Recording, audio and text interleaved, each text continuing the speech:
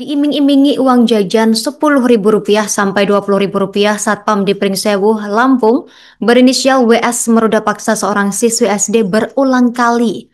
Pelaku yang sehari-hari ini bertugas sebagai petugas keamanan di SMK swasta ditangkap polisi setelah keluarga korban melaporkan peristiwa yang menimpa sang anak pada Selasa 16 September 2025. Aksi bejat WS ini berlangsung sejak Maret 2025 pemirsa sampai terakhir pada 8 September 2025. Untuk informasi lebih lengkapnya, kita terhubung bersama rekan Oki Indrajaya, jurnalis Tribun Lampung. Rekan Oki, silakan informasi lebih lengkapnya terkait peristiwa ini.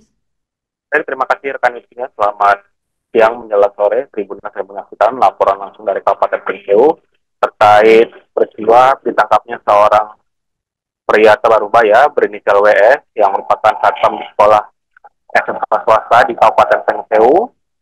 WS ditangkap oleh Polres Pringsewu dan bersama dengan TKP 08 Satres Polres Pringsewu pada Selasa 16 September 2025 sore sekitar pukul 16 waktu Indonesia Barat, di mana pelaku sempat melakukan perlawanan diri dengan cara kabur dari tangkapan petugas, namun berhasil diamankan pada hari itu juga. Kemudian aksi bejat pelaku berlangsung sejak Maret 2025 hingga terakhir di 8 September.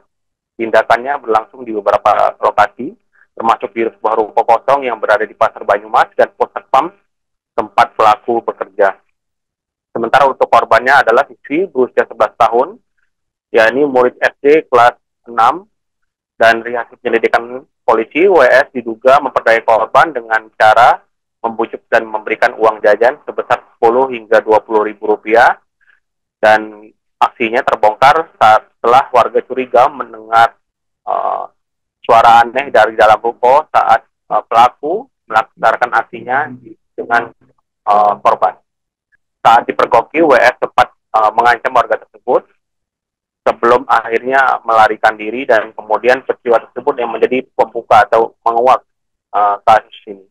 Dari keterangan Kasat penyidik masih menyelidiki dalam mendalami kasus tersebut, dan saat ini baru satu korban yang melapor, dan saat ini WS telah ditetapkan sebagai tersangka dan ditahan di rutan Polres Pringsewu dengan dijerat dengan pasal 76 J81 atau pasal 76E 82 Undang-Undang Nomor 35 Tahun 2014 tentang perlindungan anak dengan ancaman hukuman maksimal 15 tahun penjara. Dirinya mengimbau kepada orang tua untuk lebih waspada dan dalam aktivitas atau memantau aktivitas anak baik di rumah, sekolah, dan juga lingkungan bermain. Orang tua dinilai harus meningkatkan pengawasan dan memberikan edukasi dari dini dan memantau agar kejahatan ini tidak terjadi lagi. Kembali ke Anda, rekan Cina. Download Tribun X sekarang, menghadirkan lokal menjadi Indonesia.